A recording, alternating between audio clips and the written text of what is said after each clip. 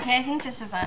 Okay, I promised somebody that I would tell them the Hooters story. And the Hooters story is the first time that I ever went with my husband to Hooters, which was separated by a period of 16 years to the second time I ever went to Hooters with my husband. And I was going to tell the reason why.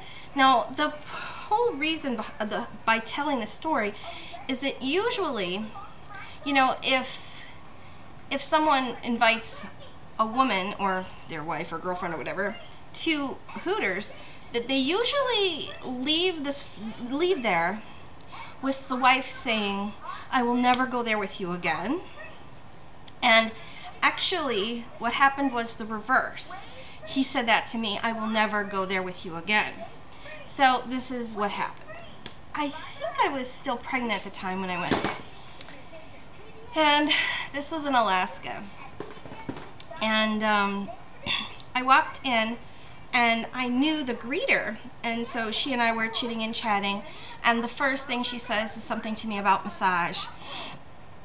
And then there was someone else there that she had wanted to talk to me about giving my card to, because she wanted me to treat her. Okay, so there was that, and the whole time that I'm having this conversation with the greeter lady, I don't know if there's something in my contact today, my husband's kind of looking, going, "You know her?" So we go and we sit down, and then there's like the drinks person, and then there's the bring you the food person, right? So the drinks person helps us out and gets us our drinks, and then our waitress was actually one who was on roller skates, I think, if I'm remembering it right. I think she was. I don't know. And she had said something about me being pregnant because she had talked with a greeter, and she said, "Oh, you're the massage therapist, the doula, right?" And I'm like, "Yeah." And she says, "Oh, good." And she, before she even takes her order, she tells us, actually she's talking to me, she's not really talking to my husband, she tells me that she's pregnant as well. And she starts asking me, you know, do I know a good midwife and this and that. And then she starts to get into a complete gynecological conversation with me. And I answer whatever I can, and then she goes, "Oh yeah, let's do the ordering." So my husband just, I think he said, "Give us a minute or so." And so she went away. And we're looking at the menus and stuff, and I kind of look over to him because I'm sure that that was like more than uncomfortable, right? And so when she comes back for the orders, I think this didn't happen until either after we had placed our orders or after we had finished eating, but it was one of the two. She had come over again to chat with me about other stuff than food, and she actually sat down and like really started to talk the particulars of all of these, you know, gynecological conversation. And you know, I'm sitting there and answering just because I'm used to answering questions like that.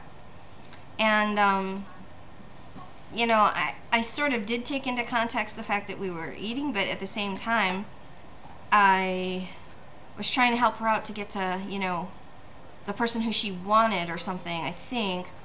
And she had asked me for like a couple ideas about this or that. And then, you know, I kept trying to say, "Oh, well, can you just give me a call, or would you like to email me," or something like that. And then the statement back would always be like, "Oh, well, you're right here, so let me just ask you real quick." Now, I mean, I know that I didn't mind it because I'm just used to those kinds of conversations. You know, I'm used to going to, you know, get something out of the produce section and someone saying, "Hey, wait, you're so-and-so and so-and-so's massage therapist, aren't you? I have this problem with my elbow," you know. And then I'm there for half an hour, you know, doling out advice if I let the questions go on and on and on and on and on. Which sometimes, even when I am trying to leave the store or say, you know, I really just need to assess you in my office because I can't speak out of turn if I don't know your case, or, you know, whatever I'm trying to do. And they'll literally physically put their hand on me and stop me, and they're like, "No, you're right here, let me just ask you." And I'm like, "Well, I really need to go. Can you just call me for an appointment, and I'll be happy to answer your questions, and we'll blah, blah, blah, blah, blah, do an intake and so forth." But it's interesting, and I think it's because of people being in pain that they just kind of see me as that resource and don't think about the fact that, you know, I'm standing in a store and I just want to get my vegetables and leave or something. So she sat down, like I said, and she just had this full-on conversation. And basically the long and short of it was, my poor husband, you know, he has this illusion of getting to enjoy this, like, Hooters thing, and then he's getting the reality of, well, the rest of it. So that is why it took 16, almost 17 years for him to ever go back to another Hooters with me, and that it was then in a town where I didn't know anyone. So he knew for a fact that no one was going to be walking up to me. So that's the Hooters conversation. So there you go.